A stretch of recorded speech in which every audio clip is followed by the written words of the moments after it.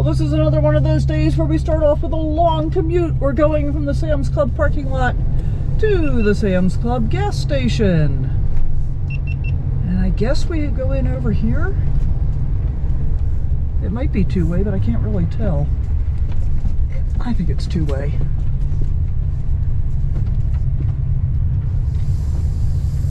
I'm gonna go for two-way. Yeah, it's gotta be. So we're gonna go right in here. This is a big Sam's Club gas station. All right, so we're gonna gas up, and then I'll tell you what we got going on today. Wake up with the sun in our eyes. Sally forth, no need for goodbyes. Journey calls, let's roll the dice. Every mile a new surprise. All right, all gassed up. Another decent tank of fuel. Whoops, 10.14 gallons. Averaged over 224.1 miles.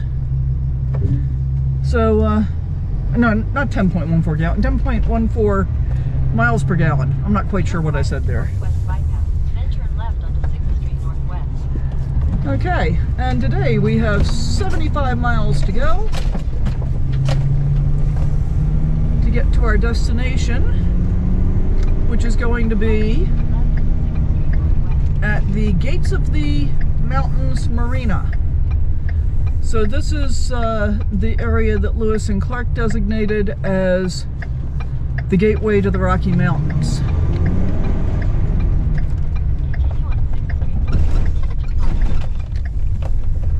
So that's pretty cool. But first we got to get out of Great Falls. Today it is 58 degrees out. It is, what is today? I'm still charging my watch. Today is Sunday, August the 24th, 2025. And we're looking forward to another lovely day, aren't we, Kit Kit? Oh, and guess what else we got to see this morning from our parking space in Sam's Club? I walked him over to go take care of his business this morning over by the edge where they had some grass, and looked across the street, and there was a motorcycle safety course in progress. Brought back some memories, having taught for so long.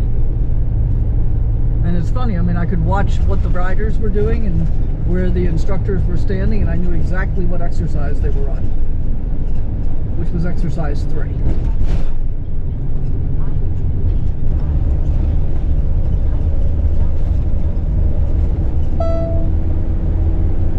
And I don't know how recently I've said it, but it occurs to me really pretty much every day just how much I love my life. Now, I will admit, at this point, I'm kind of looking forward to the winter slowdown so that I can sit still for a little bit longer at a time and work on projects and stuff. But I also know that after I do that for a month or so, I'll probably be bored and ready to be traveling again.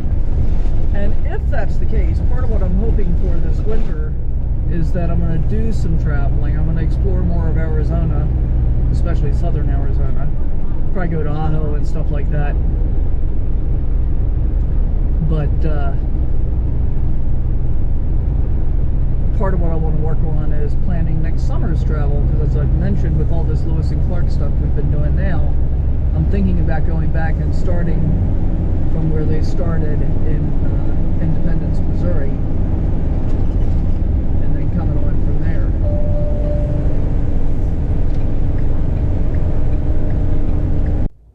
Future Sally jumping in here during editing, just to let you know that that is what's happening this summer. So I don't know when you're watching this, but I'm editing it at the very beginning of March in 2026. This was travel in August of 2025, and my travel plan for this summer is Route 66 east to St. Louis, and then the Lewis and Clark Trail from St. Louis all the way up into Northwest Washington. I'm very excited about it. I hope you're going to enjoy coming along too. Now, back to this adventure. Well, I didn't think I was going to have anything to share, but I just came over that little rise. We're at 3,662 feet. And off in the distance there, we can see some mountains rising up. So, is this going to be the precursor to actually getting to the Rockies? I don't know. We'll find out. Well, I think this ledge over to the right is what I was seeing from a distance back there. We're 49 miles from our exit still, but I can see more mountains unfolding behind us. Pretty cool. And this is kind of the route that they were following on their way west, Lewis and Clark.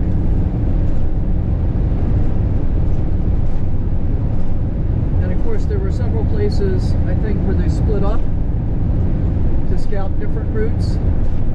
And in one of those instances, I don't remember which one of them had left a note tied to a pole so that the other one would see it. And a beaver took the pole and the message, and so the message was missed, and the one that was supposed to see it went on in the wrong direction. That's pretty funny. I hope you've been enjoying these travels as much as I have. It's interesting to me to think that North Dakota and Montana were the last two states for me to have slept in, and South Dakota, really, I slept in it, but not in my RV until this trip. And I certainly enjoyed, South Dakota, North Dakota, Montana have all been a lot of fun. I could see coming back. Not a big fan of the flies.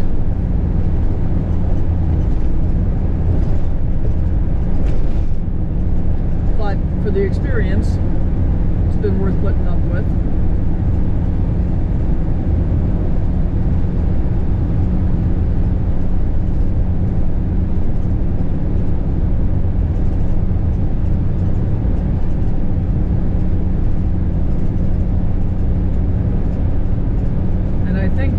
What my plan is next year is to sort of kind of go at the same pace that Lewis and Clark did. Although I'll have to accelerate, I'm sure I'll want to accelerate it a bit as I get toward the end, because I don't want to be having winter in the Northwest. I want to be, below the line before the snow flies. And we come around this curve, and we can see some more mountains unfolding out in front of us.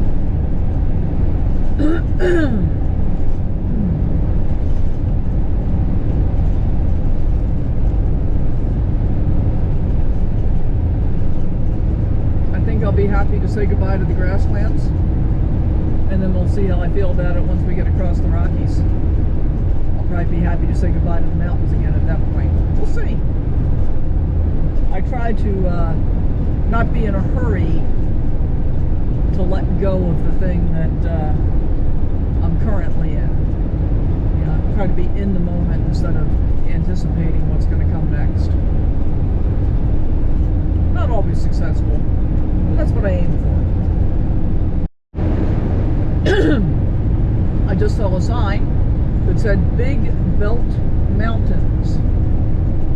Look at this. How pretty.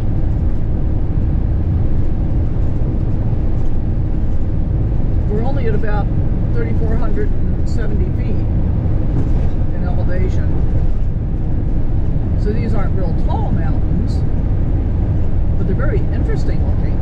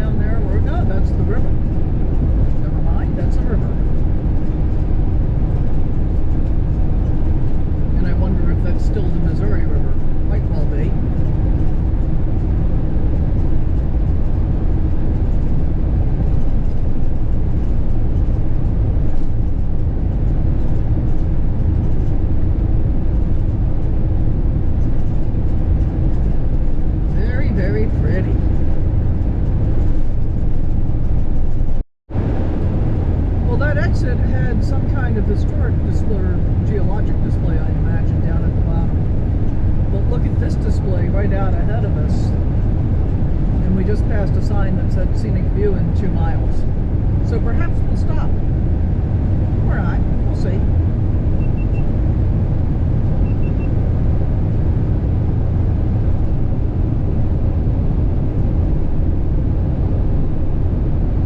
This is pretty beautiful.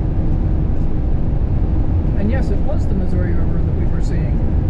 Because now we're crossing it again. It really twists and winds quite a bit.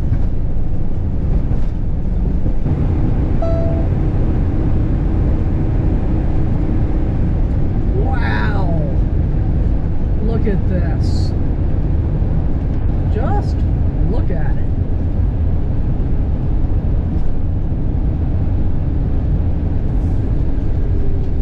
I missed it. Well, fortunately we're getting it on film.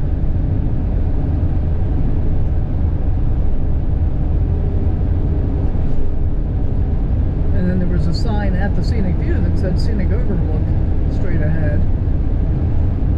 So perhaps there's another one.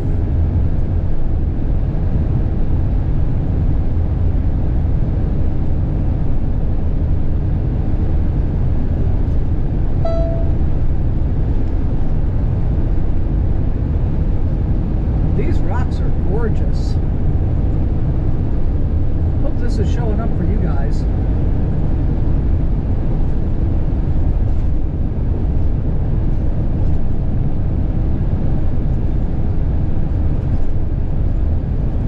Recreation Road, next right.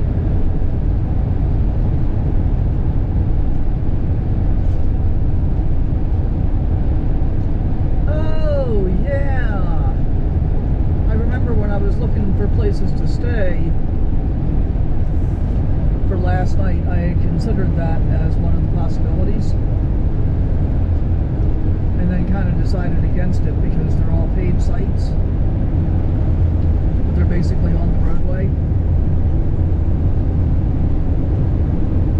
Although the views might have been worth it. That might be a good thing to remember if I end up coming through this way again. Might have been worth paying for.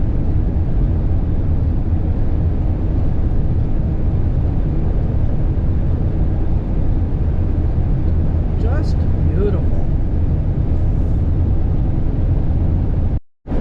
Yeah, the other place that I had thought we could stay was going to be at Holter Lake, which is all the way down here. We're 25 miles from our exit, and that would have been really pushing it for me yesterday. I was tired enough by the time we got back to Sam's Club. We went to Take 5 yesterday in Great Falls and got oil changes done. Then we dropped my rig off at Sam's Club and we went to the Lewis and Clark Interpretive Center, and then we went to the Big Spring State Park, and then we went back to Sam's Club and did our shopping. And by that time I was way tired. And it was after about 5:30, I think, by the time we got done in Sam's Club. So not really the time that I want to be driving unless I absolutely have to. So I was glad to be able to stay there. This would have been beautiful, but I think I might have enjoyed it less yesterday coming down this drive just because I was so tired. So better to do it first thing in the morning. That's my story and I'm sticking to it. Oh, it just gets prettier and prettier. I'm really excited about our boat ride today now. I think that will be a ton of fun.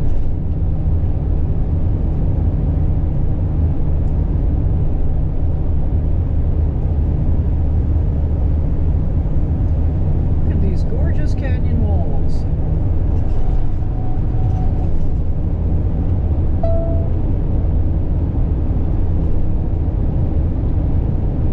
And there is river down here to our left. I'm not sure if that's still the Missouri, that it's down to a trickle right here, or if it's something else. There's also another exit coming up for Holter Lake. Actually, I think we just passed it. I think this is the entrance for people getting back on. Which looks really beautiful.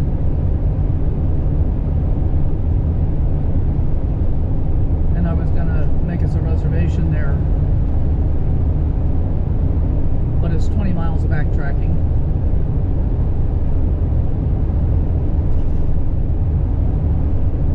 Actually, it's more than that because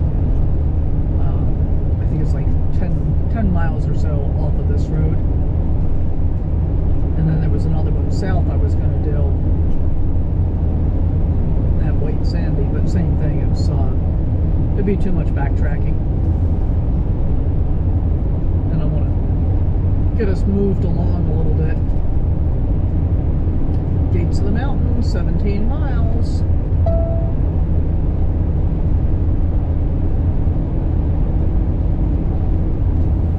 I feel like we're driving through the gates of the mountains on this ride. Man, it's pretty. Just look at this beauty.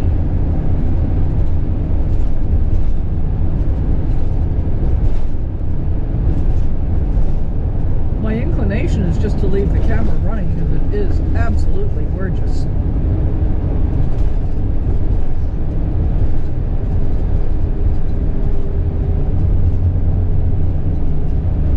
We have been so blessed to be in so many amazing places.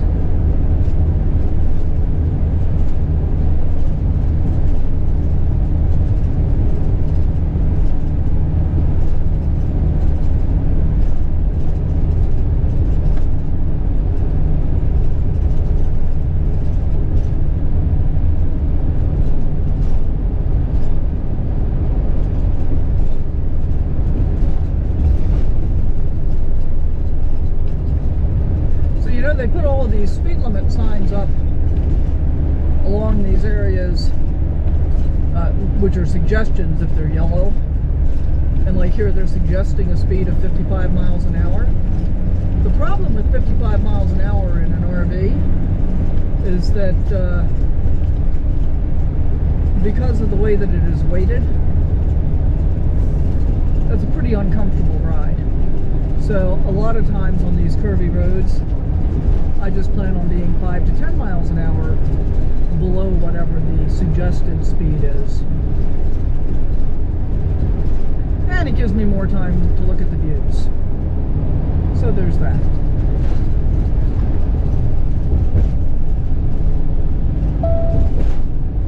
And my reality is, having decided to drive a motorhome all the time, I'm in no hurry to get anywhere. I'll get there when I get there. I'll take my time doing it. And it amuses me a bit when I see the people come flying past me, towing fifth wheels or driving big motorhomes, and it's like they're in such a hurry to get someplace. Why not just look at the scenery a little bit? I mean, just look at it.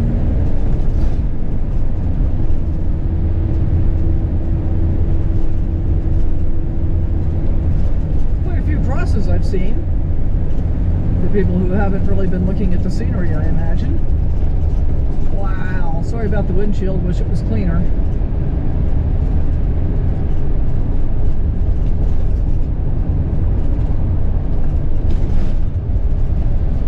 There's railroad tracks down below us, I don't think you can see them.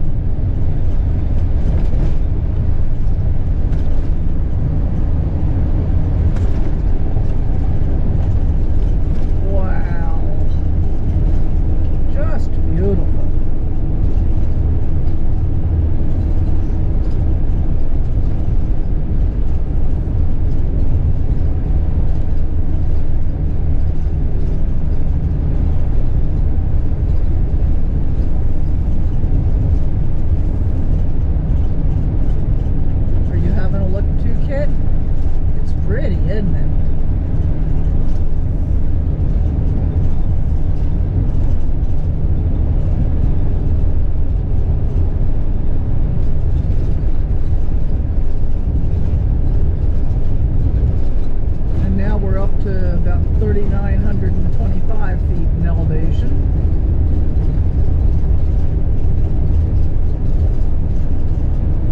Well, that was a gorgeous drive through those canyons. So this area is named Gates of the Mountains because it was either Lewis or Clark's journal that recorded it as being the gate to the Rocky Mountains. And so today, we're going on a boat ride to look at it in the way that they might have looked at it.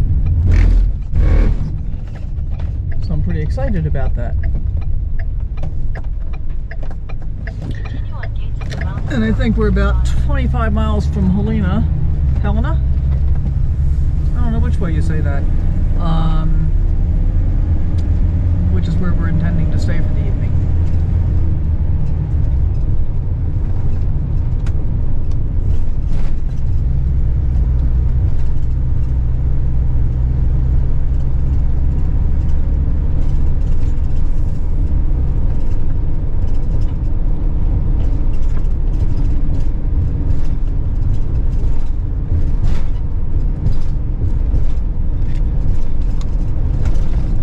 We'll have to stop there on the way out.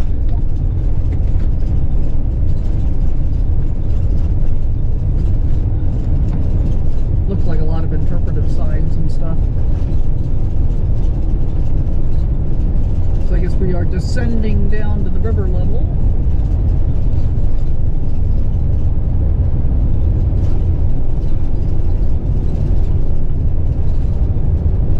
I don't have huge expectations since this is only costing us $15, but and it's a 2-hour tour. But I also thought the red bus tour we did at Glacier was absolutely worth it at $74 for 3 hours.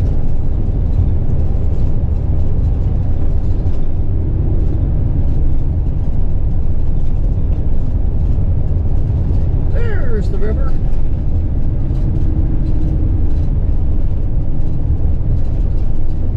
Google thinks the speed limit on this road is 70. Garmin has no idea what it is.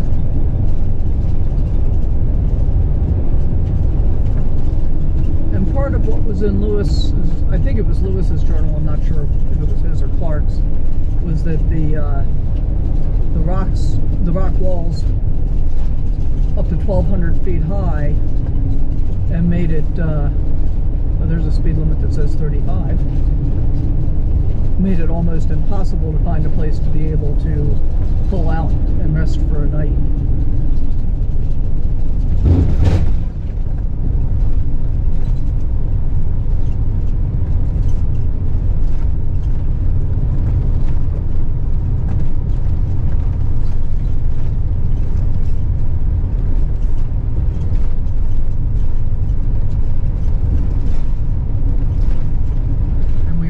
Plenty early. Our tour is at 12 o'clock. It's just after 10. 10:07, I think that says. And we plan to make brunch. A little late for breakfast, a little early for lunch. And just sit here and relax while we wait for our tour. Free range. That looks more like a dog than a cow to me.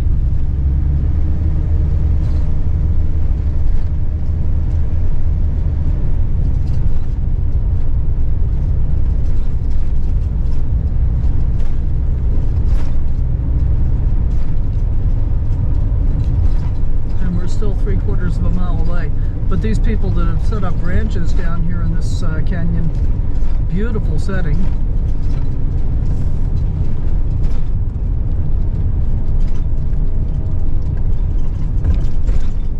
Look at this big tree. Several big trees. Okay, and here comes the river. Look at that. It's the wide Missouri.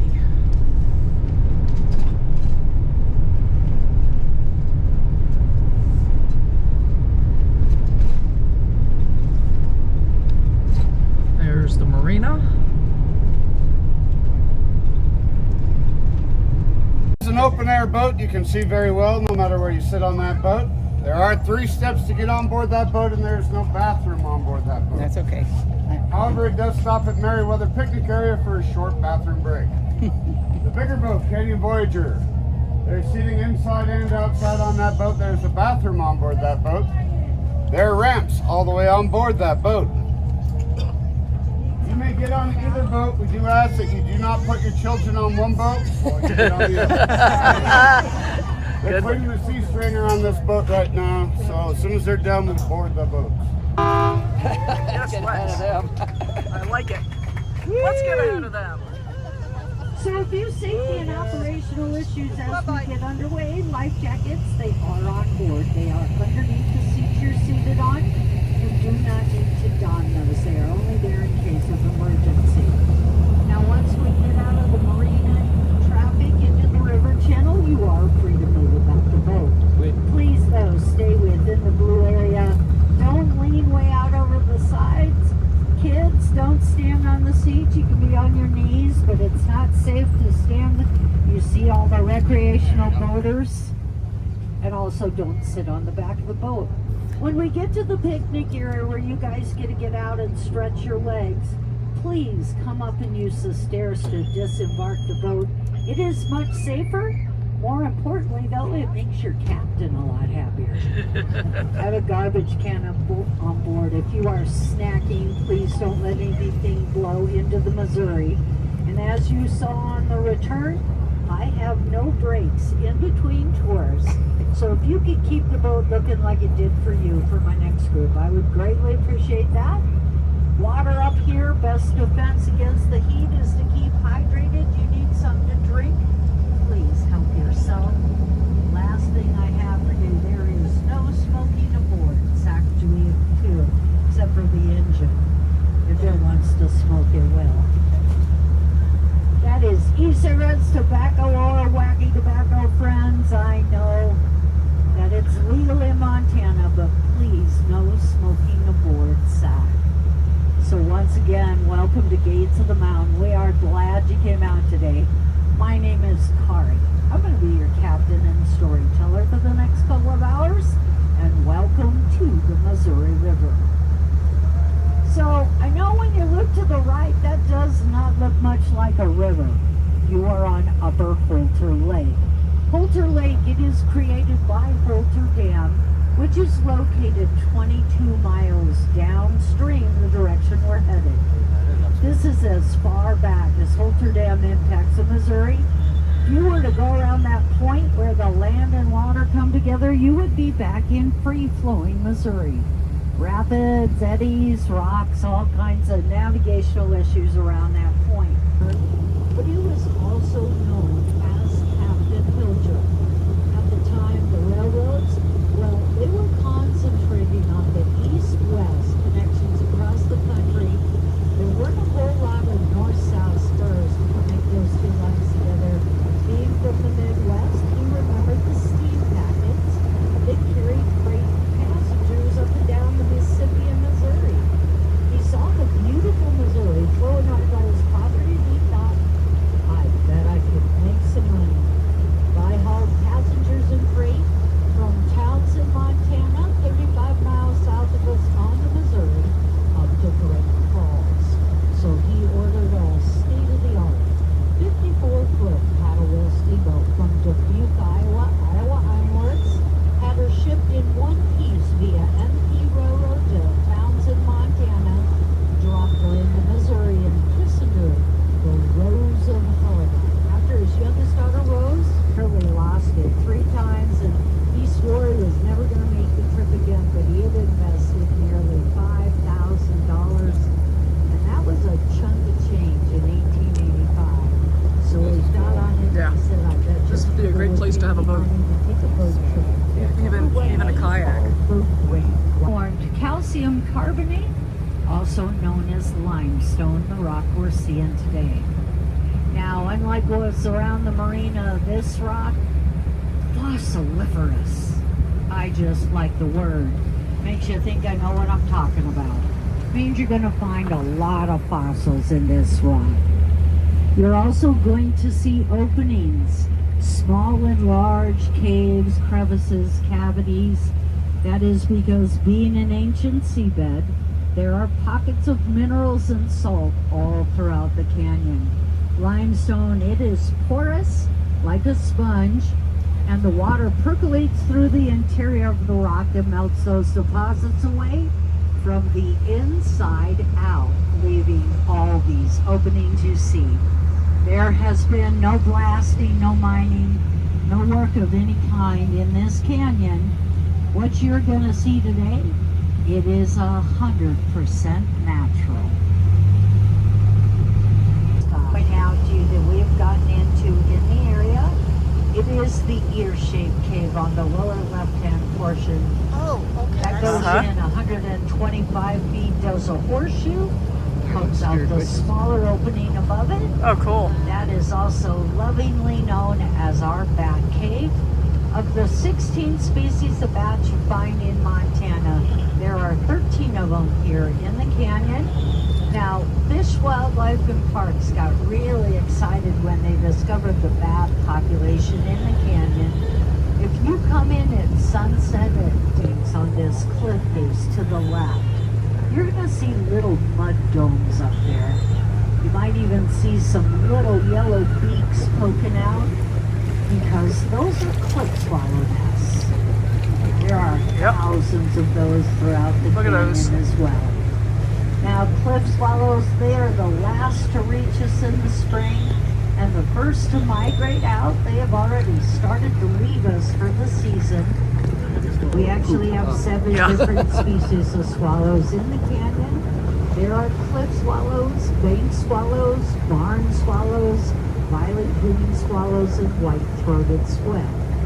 Now, one of the things that I personally appreciate about all the bats and swallows in the canyon, as long as you're with me today, you will not be bit by a mosquito.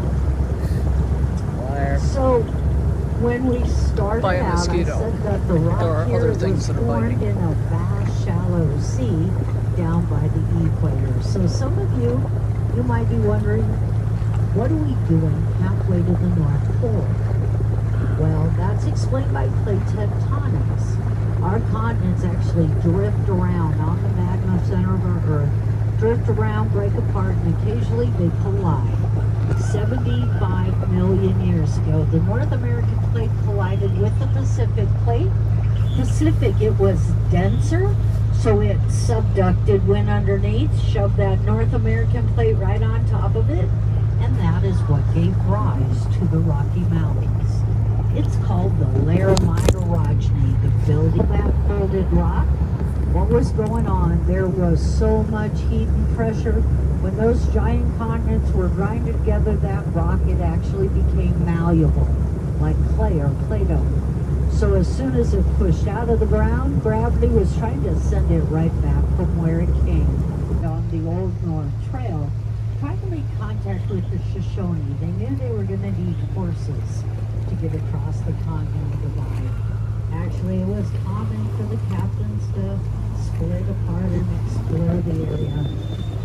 Lewis noted in his journals that evening that the towering projecting rocks in many places seem ready to tumble on it. You look up to the left right about now, you might get a little sense of what those men experienced. Now they came through this canyon in the evening in a thunderstorm, 15 feet lower in water depth than we are right here against the current, and hollowed out cottonwood trees. It must have been a daunting experience.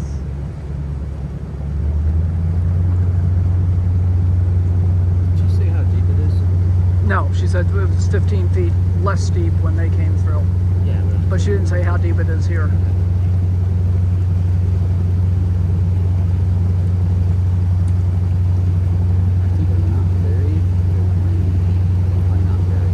I think not very. Well, before the dam. Right. Well, that's a 15 feet there on the dam. Yeah, So probably 5 feet, maybe. maybe. And maybe less because they did so much portaging. Not here necessarily, but in so many places. Yeah, we've been picking up a lot of the Lewis and Clark stuff as we've been traveling from east to west this summer. Where are you guys coming from? We actually... Sagged Julia too. She could run through that arch bow to stern with room to spare. You walk across the top of that arch two abreast. It is smooth as a city sidewalk up there. Now, we've never gained access from the river's edge. You see all the scree over here. Limestone is not conducive to rock climbing, very fractured and fragile. You can always get permission, though, from Kathy Campbell, the landowner, come on down through Arch Gulch and take yourself a stroll across that arch. Your Never. grandchildren used to sit up there in the winter. They'd get a picture taken, and they'd use that as their Christmas card. I bet. Keep your eye on the upper portion of the arch as we go by. You'll again see the gorgeous Montana blue sky come through the top of that arch.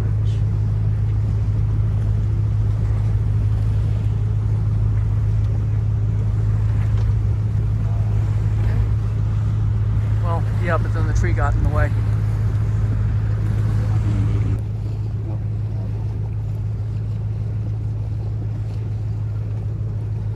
We don't get a backwards view. We're probably past it. Nope. Nope, no view for you.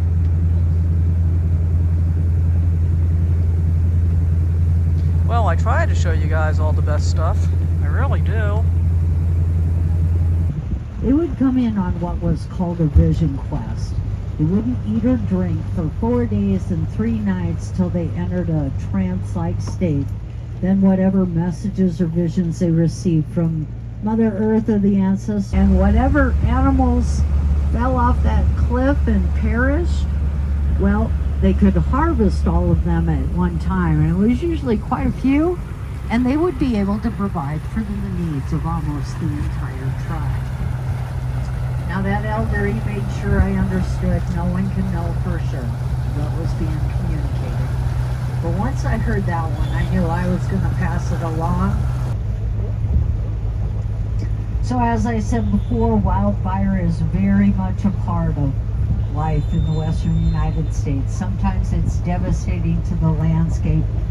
Sometimes, as 16 men on this fire, they would lose their lives within an hour of touching ground.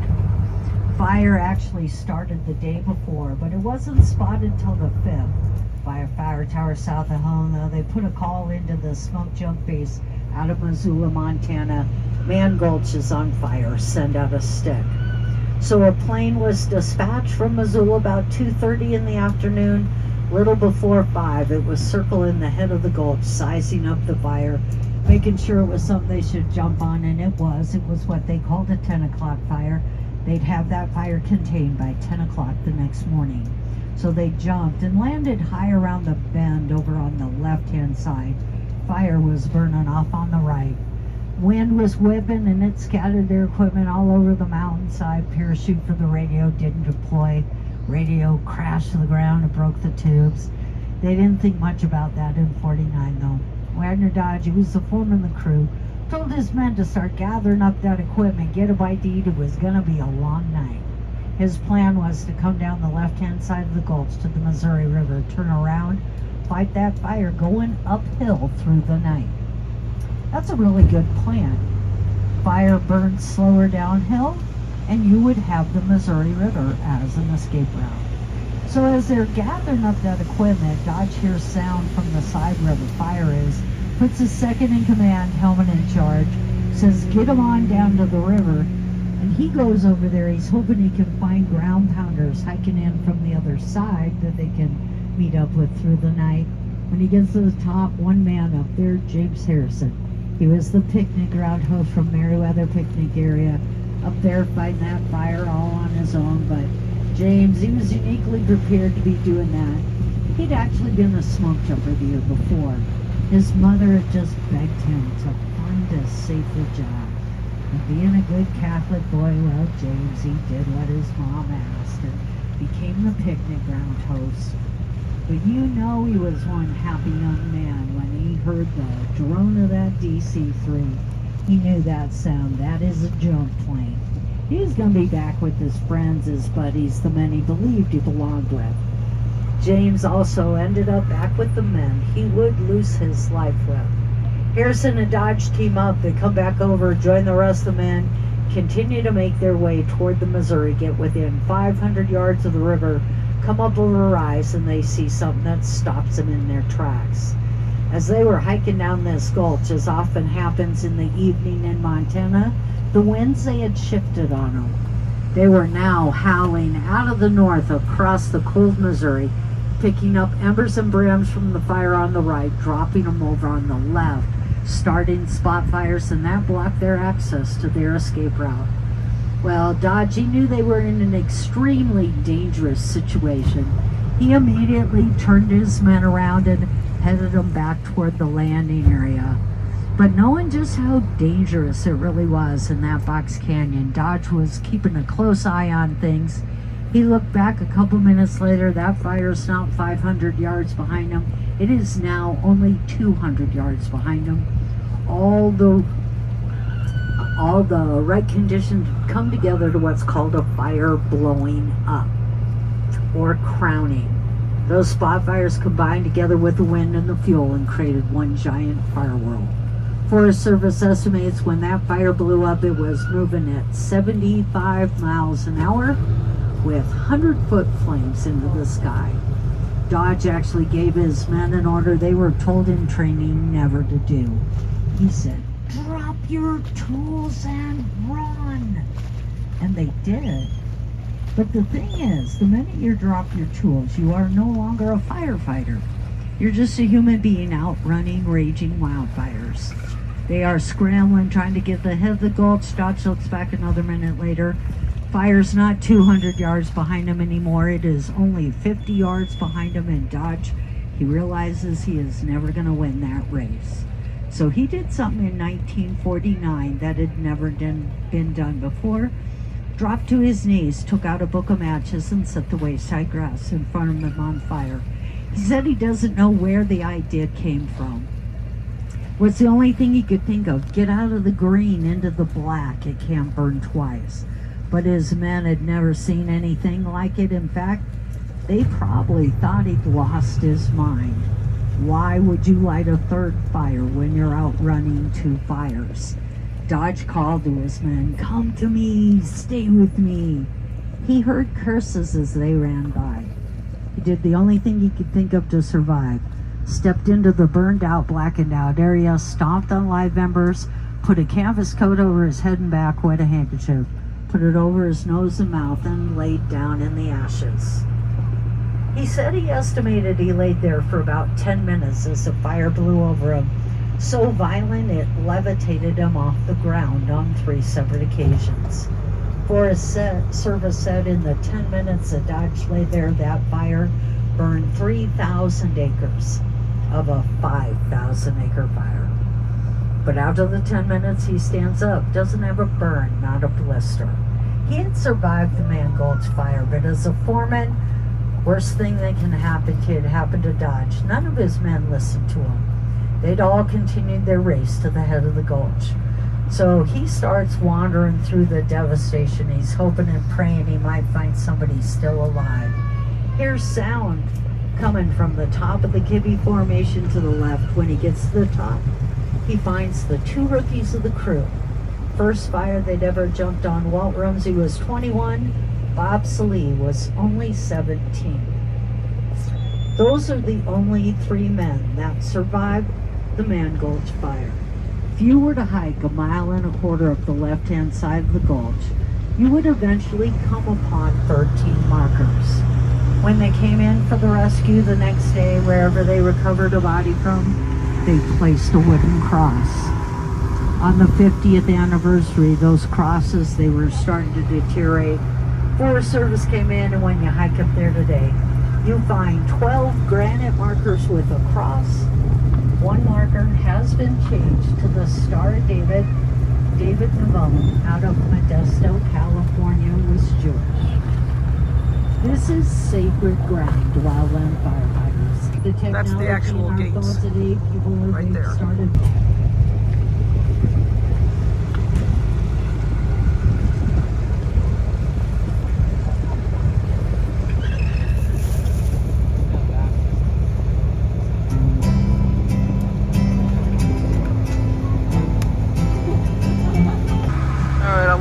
way up to the front.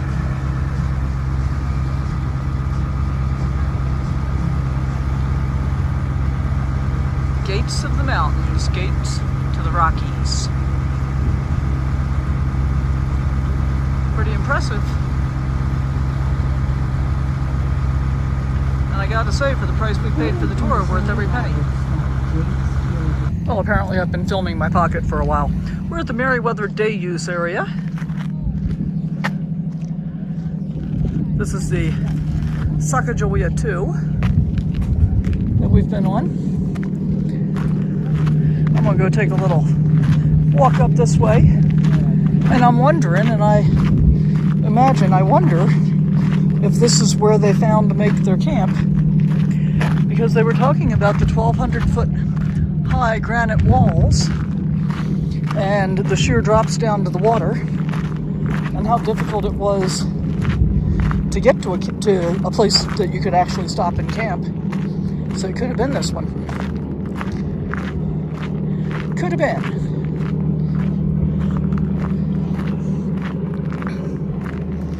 There had been a fire up in the gulch up here that pretty well destroyed this whole area. Took it several years to regrow any ground cover. And now that it has, the Forest Service has been working on it, and they still have work to do along the shoreline. Does this go anywhere, or into the forest to another beautiful picnic table? How about that? Wow. Okay, so look out there. Can you just imagine what it would have been like for them coming along and finding a place like this to be able to pull out and camp? Very, very cool. Certainly is that. And does this go any further?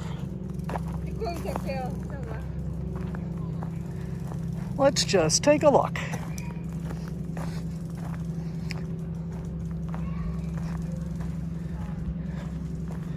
Oh, look, there's a big pavilion here.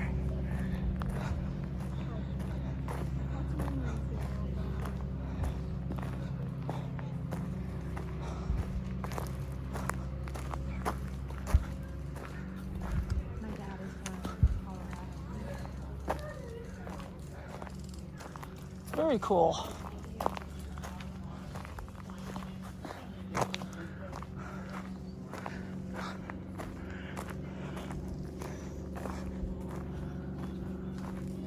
Our fees at work.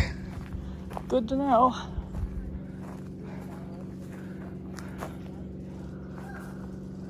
There were petroglyphs.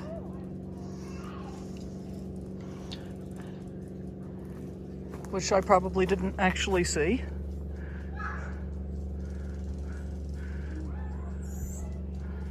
So is this the place? I think it is. Tough day in the gates. The most remarkable cliffs and the Hilger legacy. So Hilger is the one that started boat tours, and I think they said they'd been running for 139 years now. Pretty interesting.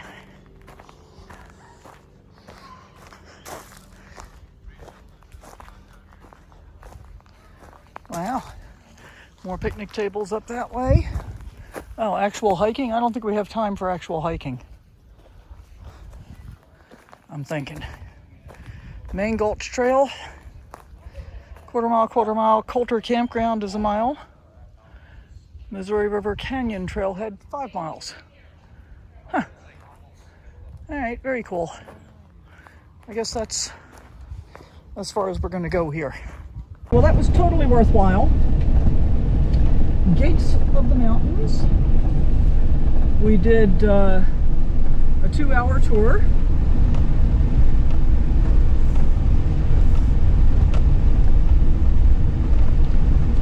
Now I gotta maneuver around the potholes here.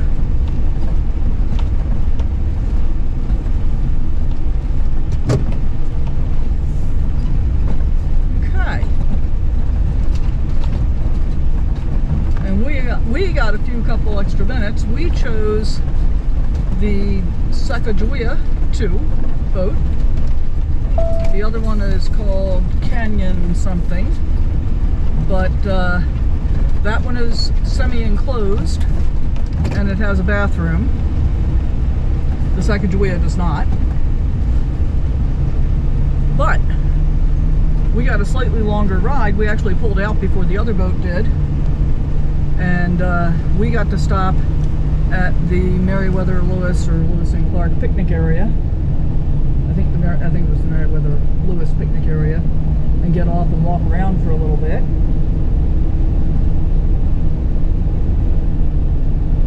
And shout out to my new friend Scott, Trucker Tan Arm.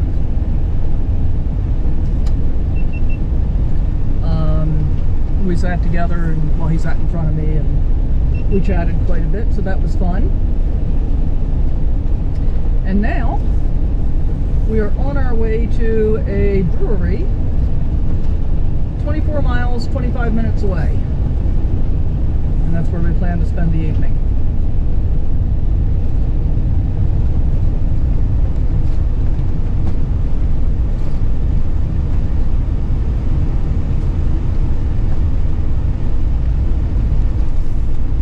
Pets. What are they? Are they sheep? Maybe they're sheep. Slow down, watch out for dogs. I'm not quite sure what they've got on that sign, but that's a really nice looking ranch here. Well, hopefully you're getting that view of the Missouri River out there straight out ahead of us, looking nice and wide.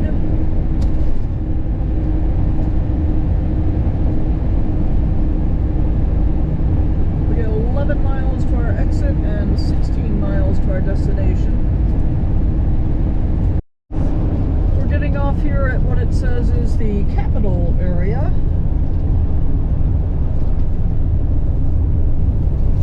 Getting off the freeway here and heading for our Harvest Toast location. I can't honestly remember the name of the brewery offhand. It might have been Helena something, or Helena. I don't know which way to say that. At any rate, nice little town. The brewery was great. They were very, very nice, and we spent the night there. We got to meet a gal in the brewery that we had a meal together and shared a beer. Well, we didn't share a beer. We enjoyed each other's company while we each had a beer. How about that? And then had a lovely night's sleep, and we're ready to get on the road the next day and continue the adventures. As always, thank you so much for being here. I hope you come back to continue with our next adventure as well. Let me know what you think about the boat tour in the comments down below. And are you enjoying reliving our travels? I know I am, even in the editing process. So thanks for being here. We'll see you next time. Bye for now.